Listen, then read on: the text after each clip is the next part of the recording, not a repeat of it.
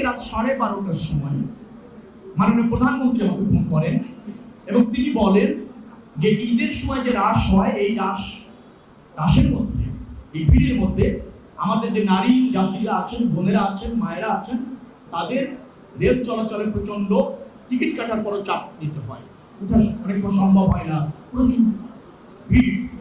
সেটাকে কিভাবে নিবৃত্ত করার জন্য একটা কোর্স প্রত্যেকটা আন্তনগর ট্রেনে রিজার্ভ করা যায় কিনা।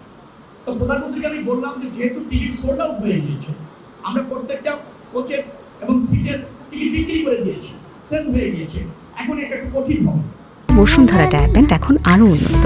এই hot air through top sheet দ্রুত শোষণ করে সোনামণিকে দেয় কোমল অনুভূতি। সেই লোকে আমি সেতু সচিবকে জানাই, সেতু সচিব সকাল থেকে কাজ করে আমরা দুটি ট্রেন, সেতু সচিব রেল সচিব, দুঃখিত রেল সচিব দুটি ট্রেনে আজকের থেকে, একটা হচ্ছে সোনার বাংলা ঢাকা চট্টগ্রাম, আরেকটা হচ্ছে জয়ন্তীকে ঢাকা সিলেট, সেই জায়গায় আমাদের নারী যাত্রীদের জন্য দুটি কোচ রিজার্ভ রাখা হয়েছে এবং আজকের থেকে এটা কন্টিনিউ চলবে ঈদের আগে 3 দিন। ঈদের পরে এটা তো কন্টিনিউ থাকবে।